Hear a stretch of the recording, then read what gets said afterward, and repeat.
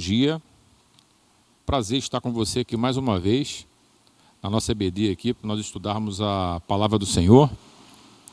E nessa ocasião a gente está encerrando o nosso trimestre.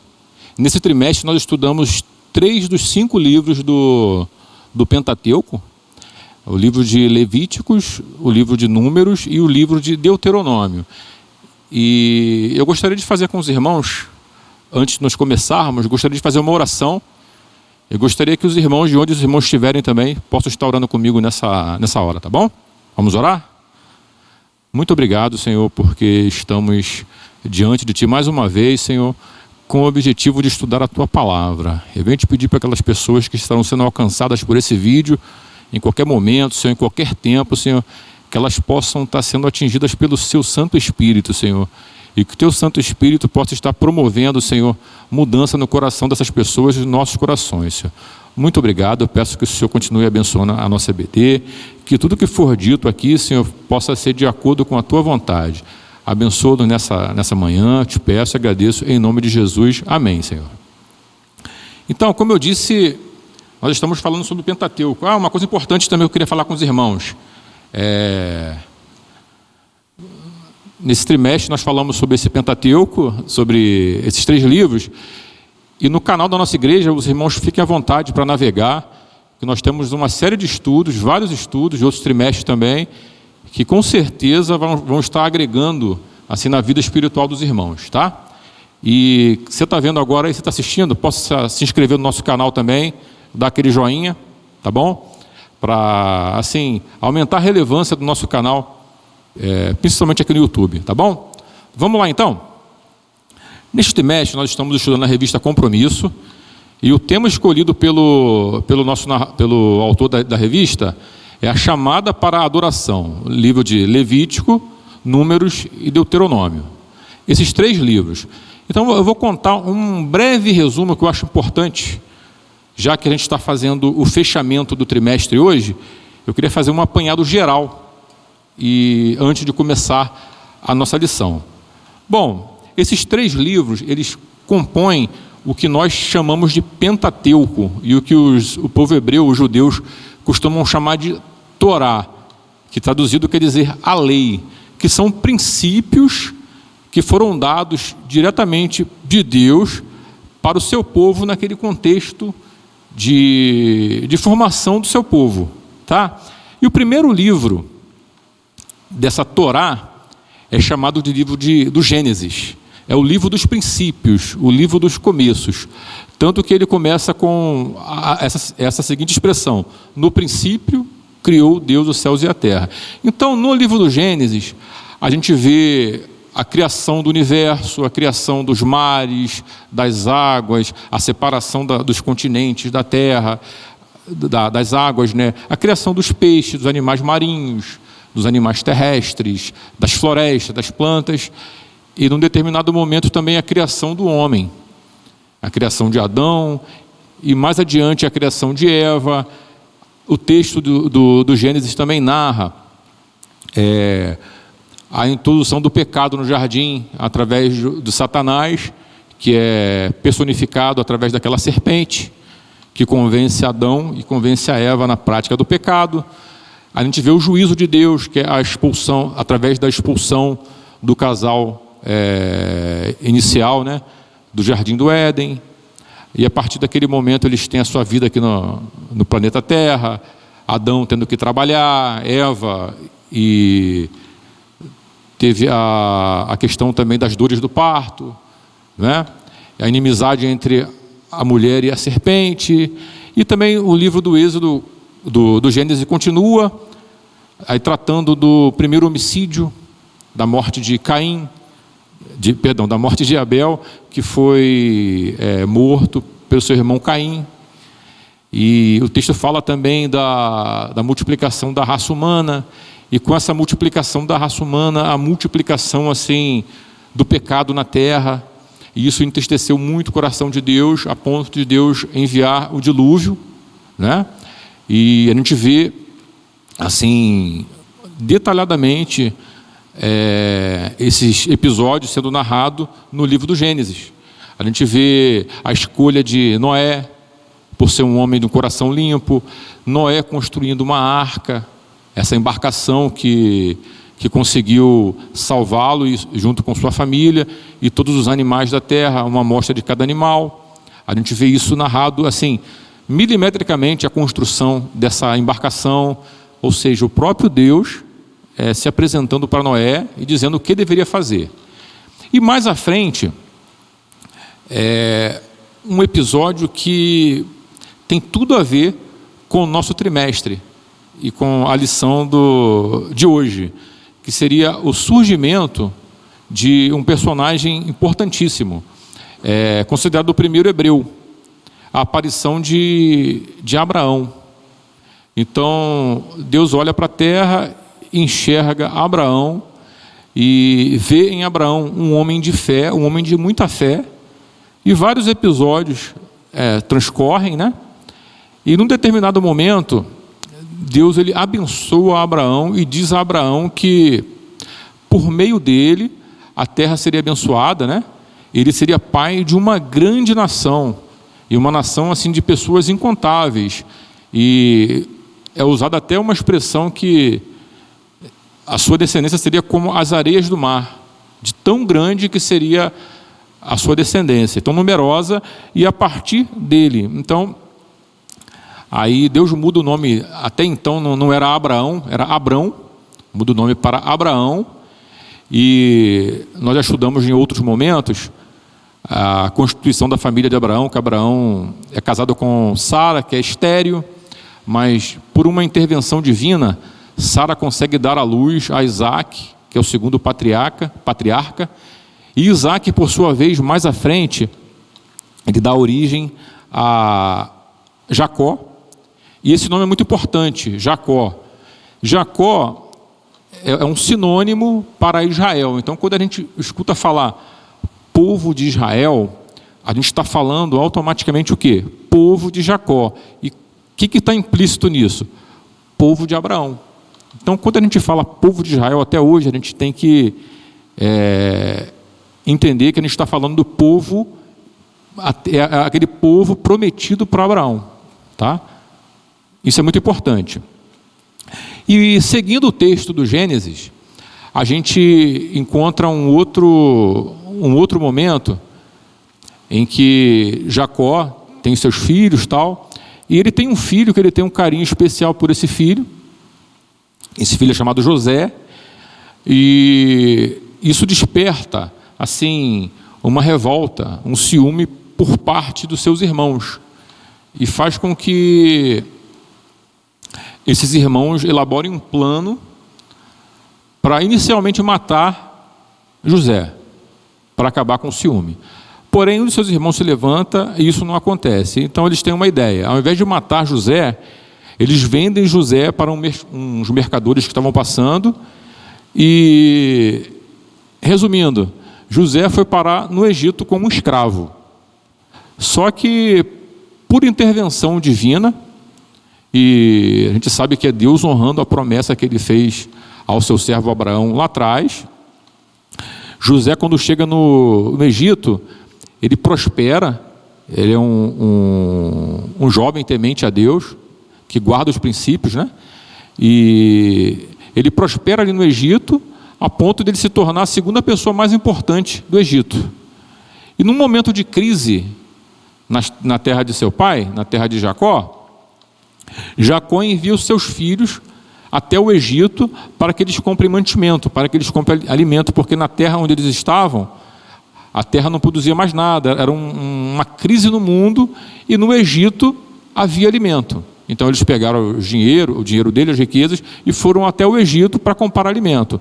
E quando eles se encontram eles chegam no Egito, acontece um encontro para eles inesperado, mas a gente sabe que tudo isso estava nos planos de Deus. Eles reencontram José, e dali acontecem alguns episódios. Eu estou acelerando, né, porque nosso tempo é curto, mas resumindo, José, por ser muito influente no Egito, o próprio faraó convida a família de José para morar no Egito.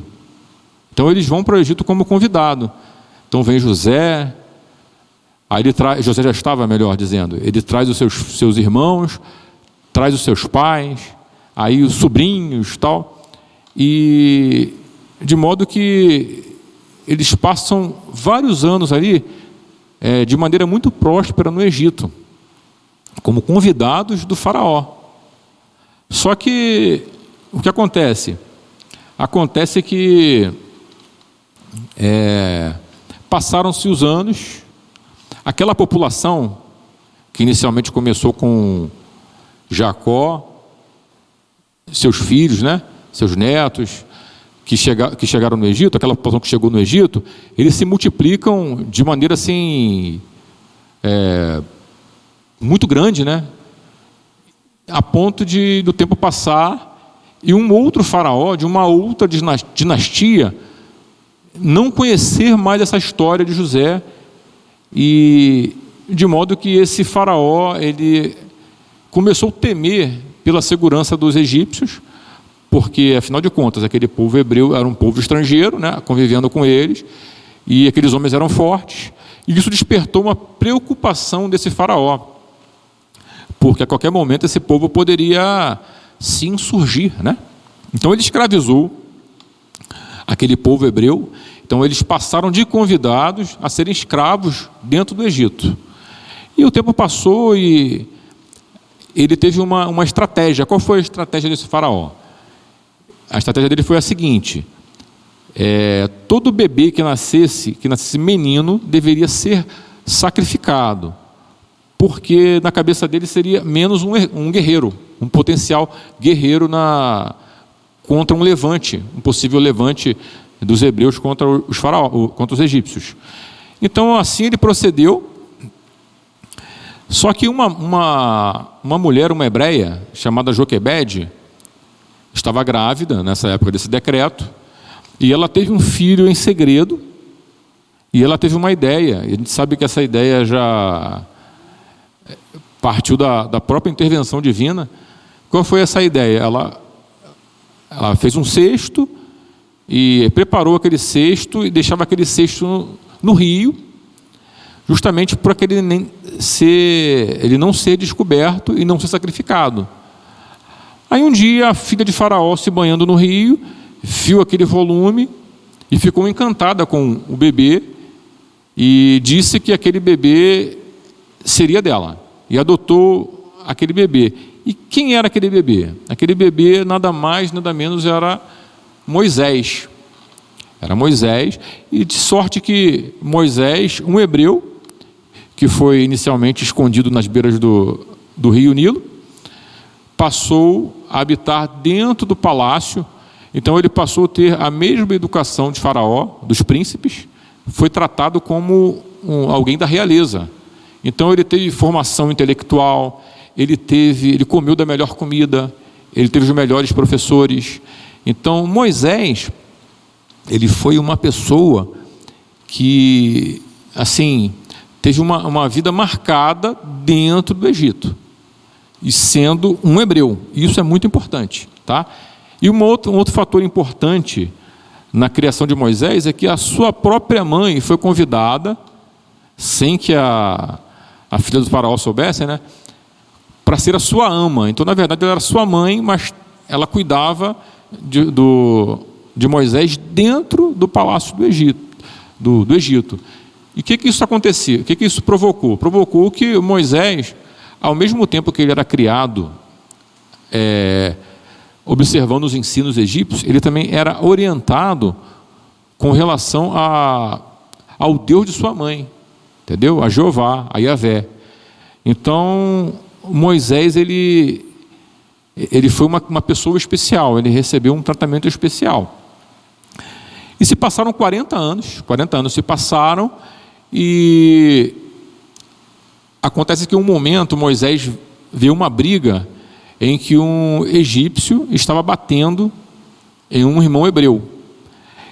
Ele, vendo aquilo, ele se irou profundamente e partiu para cima daquele egípcio, e numa luta corporal, aquele egípcio morreu. E aquilo deixou Moisés, ele não queria aquilo, ele ficou muito assustado com aquilo, e sabendo que ele seria alvo de uma prisão ou de uma pena de morte por ter matado um egípcio, ele teve a seguinte reação: ele fugiu. E nisso que ele foge, ele constitui família. Ele tinha a idade de 40 anos. Ele sai dali do Egito, constitui família e se ausenta por 40 anos do Egito. Aí Moisés, já da idade de 80 anos, Deus se manifesta para ele, né? E diz que através dele iria libertar o povo do Egito. Aí acontece um encontro inusitado, né? Uma outra passagem bíblica que é muito interessante, que é a passagem da sarça ardente, né? Que era uma planta que ela se queimava e não se consumia. E aquilo chamou a atenção de Moisés, e Deus se apresenta para Moisés e explica para ele o que estava acontecendo. Aí, através daquela manifestação divina, Moisés é convencido pelo próprio Deus de se apresentar a Faraó, para que Faraó libertasse o povo. Aí acontece aquilo que nós já conhecemos, né? Moisés se apresenta para Faraó, Faraó nega, e acontecem aqueles episódios das 10 pragas, sendo que a última praga era aquela praga definitiva, que era a praga da morte dos primogênitos, onde Deus manda que em toda a casa do hebreu naquela noite fosse sacrificado um cordeiro, e o sangue daquele cordeiro fosse aspergido nos umbrais das portas dos hebreus, de modo que quando o anjo da morte passasse, a casa que tivesse o sangue do cordeiro aspergido seria livre da morte.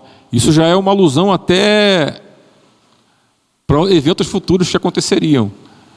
Porque, abrindo um parêntese aqui, hoje nós sabemos que nós temos vida por causa do sangue do cordeiro que foi vertido lá na cruz do Calvário. Fecha parênteses, vamos voltar para cá. Aí acontece que no dia seguinte os hebreus foram poupados, e acontece uma confusão tremenda no Egito, porque em toda a casa havia pelo menos um primogênito. Você imagina uma família com 5 pessoas, pai e mãe. Um dos 3 filhos, por exemplo, um daqueles 3 filhos era o primogênito. Então, pelo menos um óbito aconteceria naquela noite, naquela casa.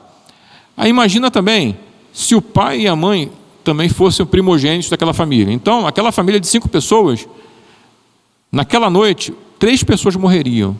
Então, a gente viu que o caos tomou conta do Egito, né? E os egípcios ficaram tão apavorados que partiu deles mesmo que o faraó libertasse aquele povo, mandasse aquele povo embora. E assim foi feito. Uma outra passagem assim, clássica e épica foi a saída desse povo do Egito, a libertação desse povo, que é muito conhecida, né? Já virou até vários filmes, tema de novela, que é justamente essa passagem essa saída, na verdade, do povo do Egito até alcançar o deserto e assim tomar a terra prometida. Aquele evento épico que eu estava me referindo foi que os egípcios saíram, aí no meio do caminho, Faraó e seus exércitos partem em retirada dos egípcios para matá-los, né? Uma perseguição implacável. E o povo correndo, aí no momento acontece assim uma outra manifestação assim sobrenatural, que eles pararam diante do mar e Deus dá uma ordem a Moisés, e todo mundo conhece, né? Essa ordem, e Moisés opera aquele milagre operado do mar abrir e Israel passar a pé seco para o outro lado do mar. E quando chega a vez do faraó e dos seus soldados, aí no meio do caminho o mar se fecha e eles são mortos, né? E dali por diante a gente começa uma nova etapa na história do povo de Deus. É a etapa do êxodo. O que significa esse êxodo? A palavra êxodo significa a migração. Migração populacional, é uma massa populacional que sai de um lugar em direção a outro lugar. Então, essa peregrinação, esse êxodo, é justamente essa saída do Egito até Canaã. Aí, o texto conta que por 40 anos eles peregrinaram no deserto até chegar a essa terra de Canaã. E durante esses 40 anos, muita coisa aconteceu. Por exemplo, aconteceu uma coisa com o povo de Israel que nenhum outro povo da terra vivenciou. Por exemplo, o texto fala que que eles estavam no deserto, né? Como os irmãos sabem, o deserto é um lugar de extremos. Por isso que a vida no deserto ela é muito difícil. Porque durante o dia o sol, assim, o calor absurdo. E durante a noite o frio extremo também. E isso é um fator que compromete a vida no deserto. Então, o que Deus fez para minimizar isso? Durante o dia, que era o calor intenso, havia uma grande nuvem que acompanhava o povo onde o povo estava. E durante a noite, que era um frio extremo também, frio extremo, havia uma manifestação que a Bíblia define como uma coluna de fogo. Como se fosse uma fogueira gigante que acompanhava o fogo. Então, essas duas manifestações divinas, nenhum povo da terra vivenciou isso. Então, isso significava o seguinte, que 24 horas por dia, Deus estava com aquele povo. Nenhum outro povo do mundo vivenciou assim, tão fisicamente, a presença de Deus contra aquele povo. E várias manifestações assim, sobrenaturais e únicas aconteceram ali. Eles, por exemplo, eles receberam o maná, que era um pão que era proveniente dos próprios céus. Eles dormiam, quando acordavam, tinham aquele maná, aquele pão. E era uma coisa assim, maravilhosa ao paladar, a provisão divina durante 40 anos. O texto também fala, a narrativa, que durante esses 40 anos, a roupa desse povo não se envelheceu, o sapato não envelheceu. Então, nenhum povo da terra vivenciou essa e outras maravilhas de maneira tão intensa como aquele povo. Só o que aconteceu? O que aconteceu que, embora aquele povo fosse um povo escolhido, aquele povo se comportou de maneira muito rebelde diante de Deus. Por exemplo, um dos momentos mais sublimes e mais magníficos da história desse povo foi quando Moisés subiu ao Monte Sinai para receber de Deus as tábuas da lei.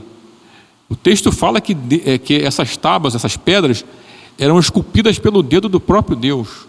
Então Moisés sobe no monte, e o texto também narra que quando Moisés desce do monte, o seu semblante estava iluminado da glória de Deus. Nenhum outro povo viveu isso. Só que ao mesmo tempo que Moisés presenciava a glória de Deus, o povo se corrompia na base do monte. O povo ele forçou praticamente Arão a construir uma estátua de ouro de uma divindade pagã, que era o bezerro de ouro. E aquilo incomodou profundamente a Deus, que Deus mandou que Moisés descesse porque o povo estava se corrompendo. E hoje nós sabemos que o culto ao Deus, o bezerro de ouro, era um culto pagão, era um culto assim, altamente perverso. Enquanto Moisés estava falando com Deus, aquele povo estava se prostituindo, estava tendo relações ilícitas, assim, orgias acontecendo, enquanto Moisés estava diante da glória de Deus. Então esse episódio e outros episódios do povo se corrompendo com a idolatria dos cananeus, por exemplo, isso irou profundamente a Deus, a ponto de a gente observar, até convidar você a abrir a sua Bíblia aí, lá no livro de Números no capítulo 32, versículos de 10 a 12, a gente vai observar uma sentença emitida pelo próprio Deus por causa da desobediência daquele povo, por causa da murmuração, por causa da idolatria. Então, quando a gente vai ao texto sagrado, no livro de Números, capítulo 32, versículo 10 a 12, a gente observa o seguinte, ó. Então a ira do Senhor se acendeu naquele mesmo dia e jurou dizendo: de certo os varões que subiram do Egito de 20 anos para cima não verão a terra que jurei a Abraão, a Isaque e a Jacó, porquanto não perseveraram em seguir-me, ou seja, se desviaram do caminho do Senhor. Exceto duas pessoas, então, exceto Caleb, o filho de Jefoné, o quinezeu, e Josué, filho de Num, porquanto perseveraram em seguir ao Senhor.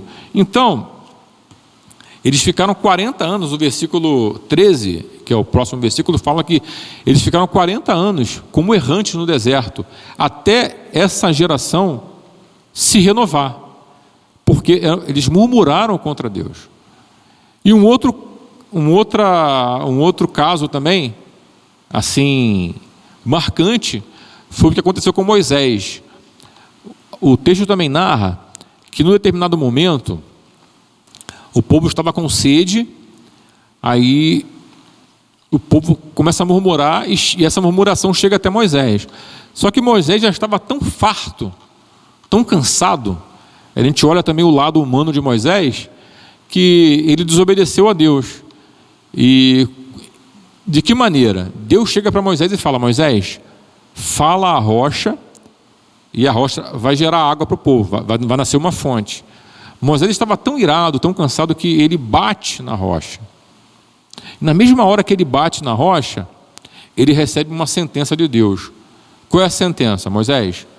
Por causa dessa sua rebeldia, você não vai entrar na terra prometida.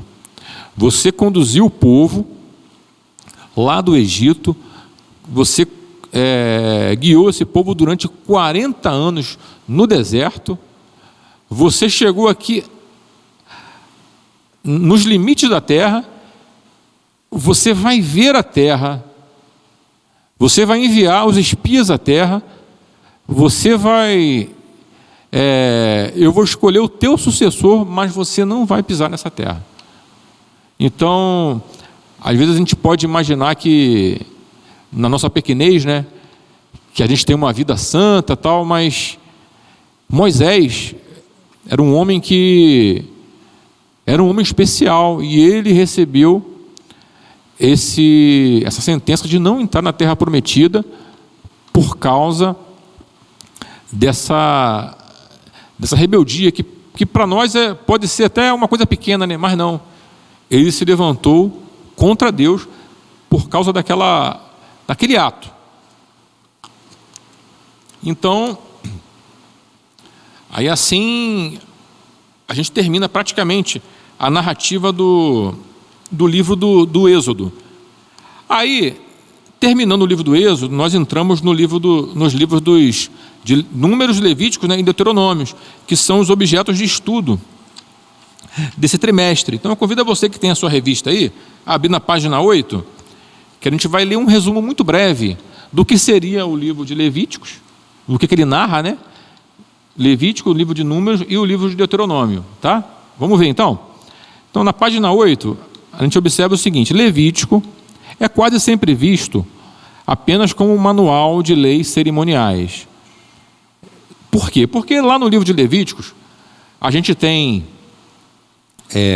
a questão cerimonial, como que deveria ser a roupa do sacerdote, quais eram os tipos de sacrifício para cada tipo de pecado, quais eram os dias dos rituais, quais eram as festas. Então, era muito voltado para a questão cultural.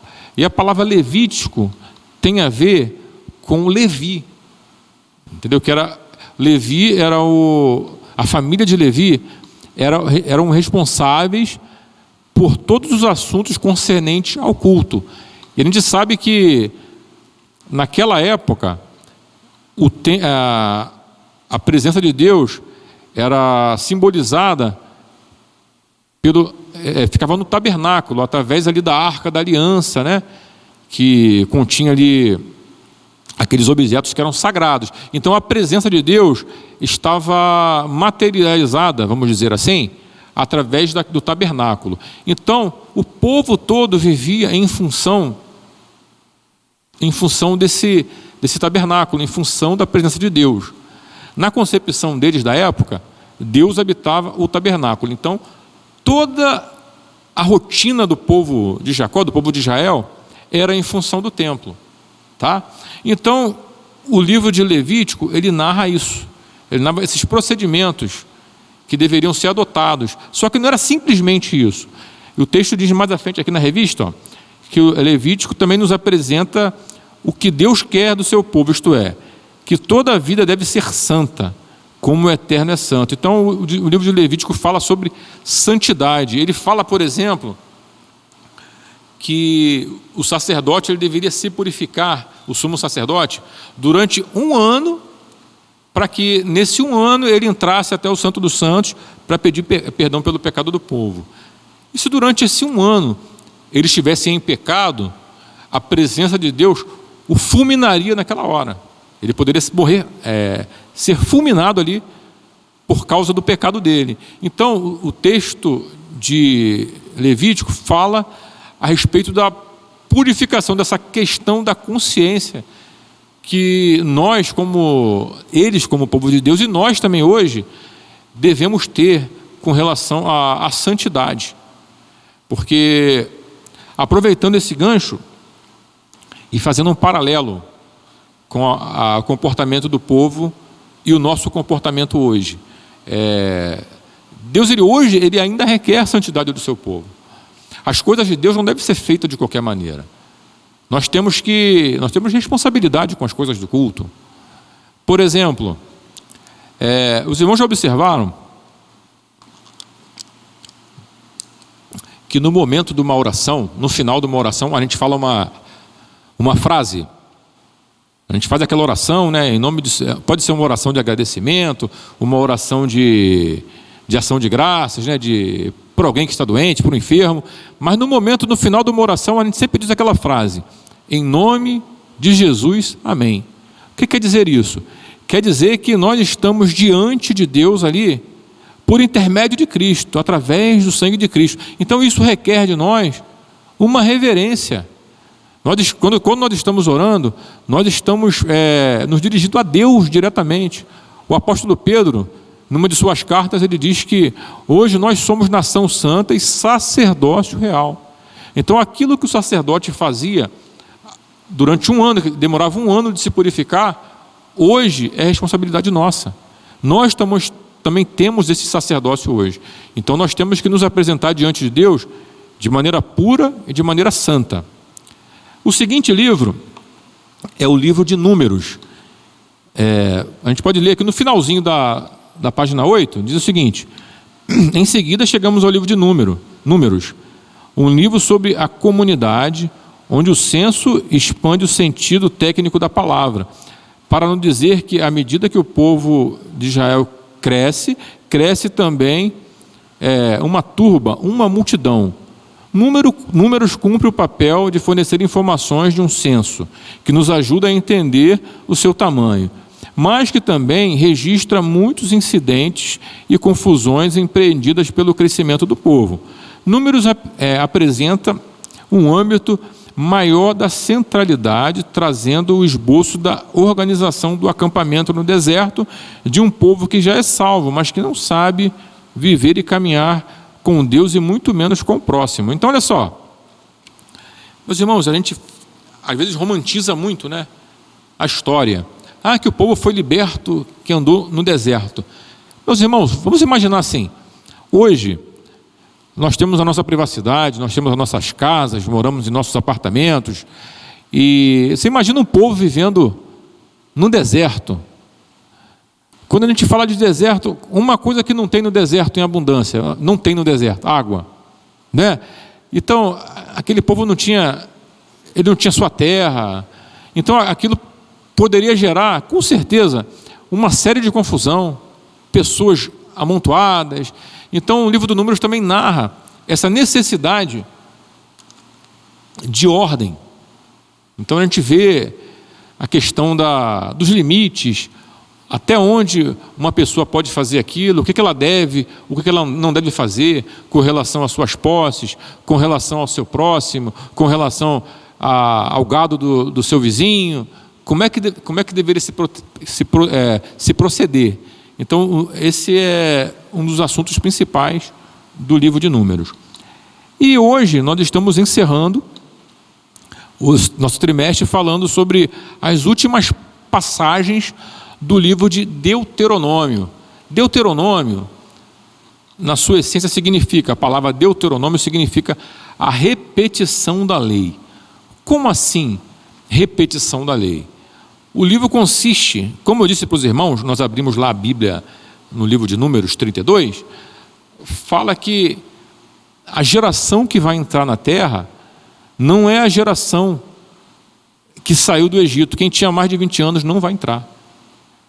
Então, era necessário que essa nova geração, ou seja, as pessoas que entrariam na terra, era necessário que eles entendessem a lei também, porque eles lá no começo,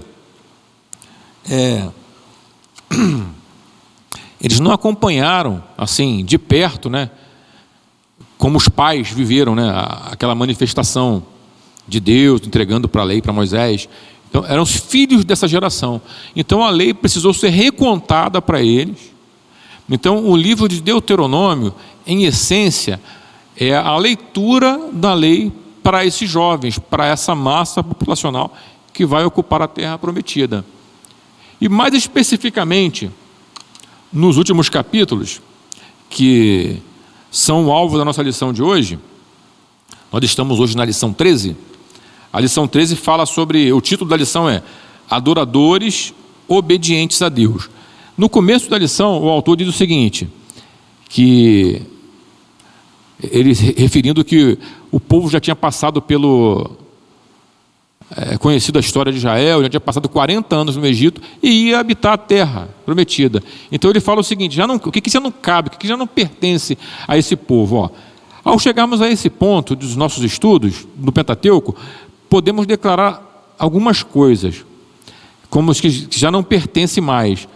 Não nos pertencem mais como povo de Deus atitude de rebeldia, nem rebeldia contra o Senhor e nem rebeldia contra a liderança. Então ele fala que esse povo, ele já tinha vivido muitas experiências com Deus para saber que esse tipo de coisa não nos cabia mais. E da mesma forma, não nos cabe mais. Nós, como povo santo, como povo de Deus, nós que temos acesso à Escritura Sagrada, a todas essas histórias, já não nos cabe mais a murmuração, a rebeldia contra Deus. Deus é tão maravilhoso para conosco, e às vezes a gente fica murmurando, né? Esse tipo de coisa não nos cabe mais, não nos pertence mais. O que mais que nos pertence? Não nos pertence.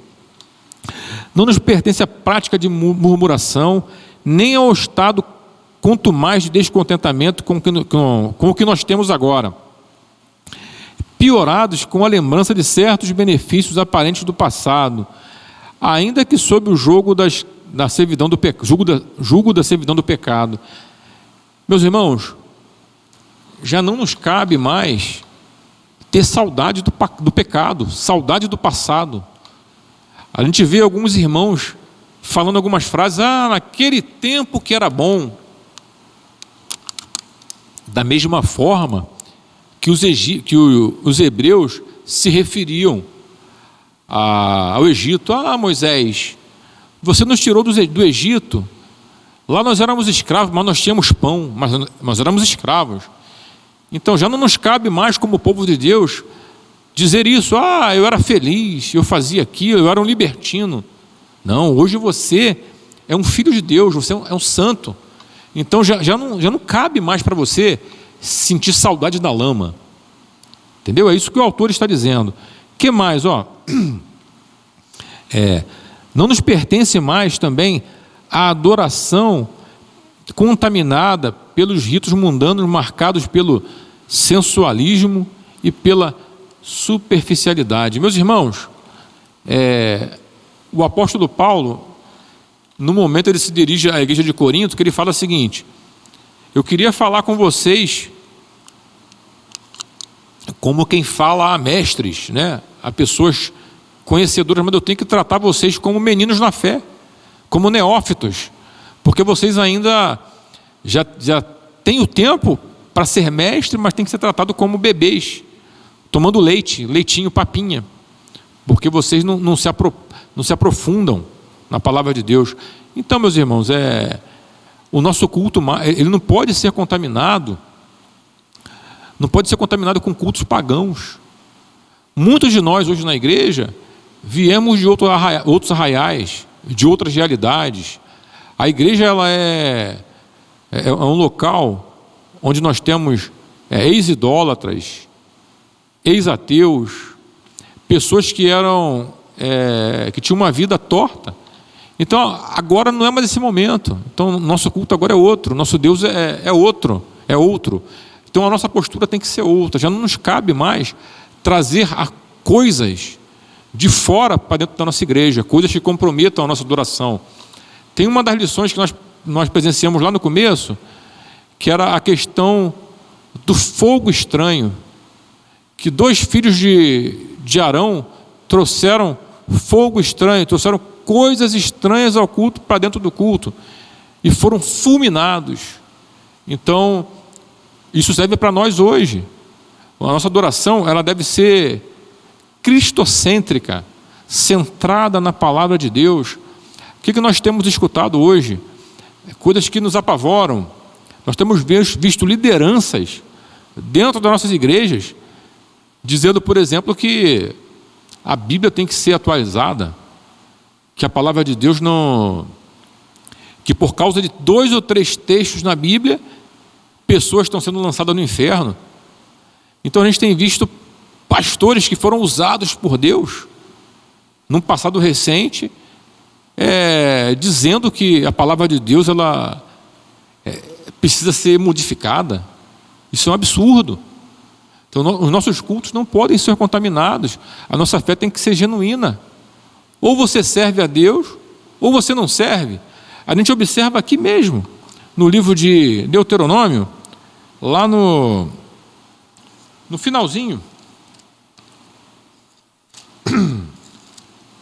observe aqui, no capítulo 30,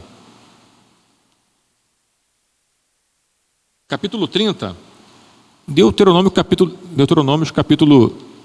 capítulo 30, né? Versículo 15, a gente vê Deus apresentando para o povo 2 opções. Deus fala assim no versículo 15, de capítulo 31, versículo 15 de Deuteronômio. Vês aqui, hoje te tenho proposto a vida e o bem, e a morte e o mal. Mais à frente, no mesmo capítulo, no versículo 19, Deus faz o seguinte, diz assim para eles, os céus e a terra tomo hoje por testemunhas contra vós, que tenho proposto a vida e a morte, a bênção e a maldição. Ele ainda fala o seguinte: escolhe, pois, a vida, para que vivas tu e a tua semente, amando o Senhor teu Deus, dando ouvidos à sua voz e te achegando a Ele, pois Ele é a tua vida e a longura dos teus dias, para que fiqueis na terra que o Senhor te jurou aos teus pais, a Abraão, a Isaque e Jacó, que lhes havia de dar. Então a gente vê Deus propondo para eles, tem 2 caminhos aqui, né? A gente vê o próprio Jesus, nos seus ensinos, falando o seguinte: ele deixa uma porta larga e uma porta estreita. Ele fala que para nós escolhermos a porta estreita, ele fala, largo é o caminho, né? Larga é a porta e largo é o caminho que conduz à perdição. O outro texto fala o seguinte, que há caminhos que ao homem parecem ser bons, mas o seu fim é caminho de morte. Então, embora esse livro tenha sido escrito há milhares de anos atrás, ele nos traz um ensinamento para hoje. O que nós devemos escolher? Escolher o caminho certo. A palavra é clara. Lá no Apocalipse está escrito, né? Eis que estou à porta e bato. Se alguém abrir, entrarei e cearei com ele. Então, o Jesus hoje está batendo na nossa porta, ele está dizendo da mesma forma, ó, tem aqui, ó, a vida, né? Jesus fala, eu sou a ressurreição, a vida. Ele fala, eu sou o caminho, a verdade e a vida. Longe de mim não há salvação. Então que essa palavra, a palavra de Deus, que ela é viva, que ela é eficaz, ela consiga guarida no seu coração e penetre nessa noite. E finalizando o livro de Deuteronômio, a gente percebe um texto que é, de certa forma, emocionante, que é a despedida de Moisés. A gente vê aqui no capítulo 34, a partir do versículo 7, diz o seguinte, ó: era Moisés da idade de 120 anos quando morreu. Seus olhos nunca se escureceram, nem perdeu o vigor, ou seja, em nenhum momento ele perdeu a lucidez, ele ficou fraco, ele ficou doente,